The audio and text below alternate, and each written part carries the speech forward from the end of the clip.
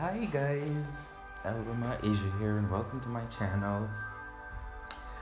So today is the 10th of February 2020.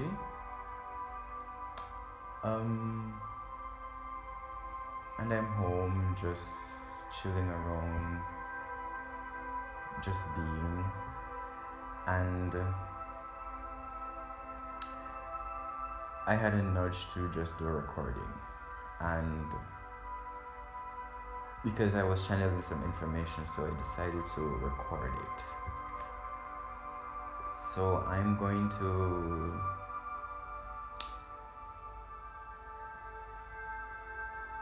share with you guys what I've channeled before and continue with the channeling if there's more information. So I was just thinking about the whole experience of third dimension, the fifth dimension, the sixth dimension, fourth dimension, and seventh dimension, and the other dimensions, and how we as divine expressions of source, one source, God source, and how we navigate through these spaces. And it came to me that you start to learn about how the third dimension functions when you leave the third dimension. And this is to say that for most starseed light workers, awakened beings, or divine beings on this planet who have started their awakening journey, or ascension, so to speak, a shift in their consciousness, a shift in their awareness, we want for better words,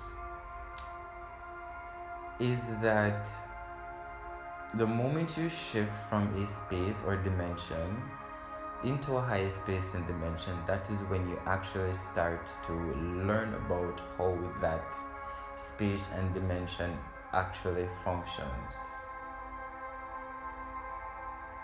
Really. So it's like you have the experience, then you move into a higher state of consciousness to understand what the experience was about.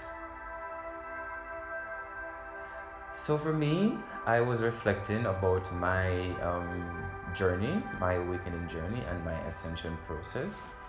And I realized that I started to learn about how the third dimension actually functions. Energetically, manifesting material physically, how it actually functions. And I started to learn about all about this in, say, about 2014. So doing that, I think that I actually left the third dimension and moved into a fourth dimensional space at that time.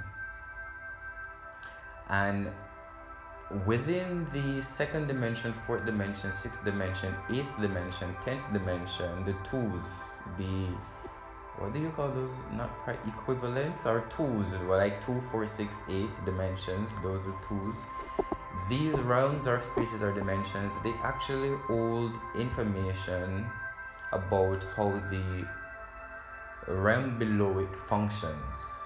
So for example, in order to learn about how the third dimension functions, you will have to move into the space of fourth dimension to understand what the governance and the laws of the universe that actually governs the third dimensional experience, so that you will have a better understanding of why you had experienced that, so you can actually clear space and do the healing and understand that it was just an experience to move on to a different space or dimension.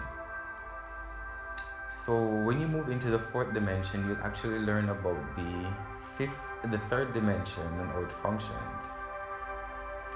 And when you move, and the same goes, when you move into the fifth dimension, this is when you start to realize that the fourth dimension is actually a space about thoughts, is the realm of thought. It's a non-physical realm, and it governs the functions of the third dimension, how things manifested, and how you manifest things within the third dimension. So you move into the fifth dimensional space afterwards to experience the fifth dimension, to understand the fifth dimensional experience and what it was about. So you experience the fifth dimension before, and then you move into the sixth dimension to understand how it really functions, how it works, and the laws that govern how you manifest within this realm, this dimension, and so forth. And when you move into the sixth dimension, you learn about this. Then you move into the seventh dimension to experience another thing, and you move into the eighth dimension to understand what the seventh dimension was about. And it continues like that.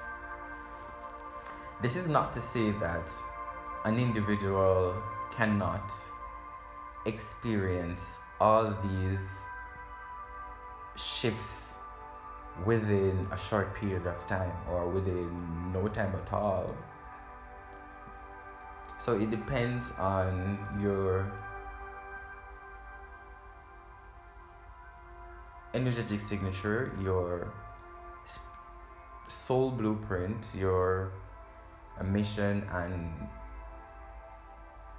I don't really like to use the word time and date, but time and space, the space and time that you decided to travel through to experience these things or to manifest these things. So a person can in fact experience shift from first dimension or third dimension up to 13th dimension, 14th dimension within a lifetime. So that was what I was channeling, and just so you can have an understanding about how the dimensions actually work, the space. And this rings true to me because in some experience, recent experience that I've had, like working for a super big huge company in France that make airplane parts, and in this organization there are quite a few of us, about 100 workers, or about 100 workers I'm gonna say. And my experience there was that I was in the same place with all these other beings, but not in the same space. And this morning, that's how I I got it. I was, you can be in the same place with a lot of people, but not in the same space. So this is why we're able to actually experience different spaces within the same space as other people. So you may be in an organization with 100 people. You're there in the same place. Your experience working together, but being working together within that place, your mind or your astral body or your consciousness is in another space. So this speaks to being multidimensional as well, and it gives light to how quantum physics talk about entanglement and spooky action in different places. So your physical body will be in a place with a lot of people physically, but your astral body, your spiritual body is in another space, learning how to navigate, how to manifest, and how to be within another space. And this is a catch-22 for individuals who are awakened to this, because while you're in another space learning about how a certain place functions, you at a certain point will become a little bit discombobulated, or confused. And for me, when I was experiencing this, there's something that helped me to actually pull away from this space, and it was my grounding techniques, the tools that I got about how to ground my energy into Mother Gaia, to be more grounded and stable in my decision processes and my actions. So that was what helped me to move out of that space of confusion, or I'm going to leave it to say confusion, or space of confusion, because it's through confusion you get clarity. So I use my grounding techniques to ground myself and to shift out of that space or place. To shift out of that place. So that was just my little video I'd like to share with you guys. I hope this helped, and I hope it brings some clarity to something else, to you guys out there. Thanks for making it to my channel. I heart you guys, and I'll talk to you guys soon. Bye for now.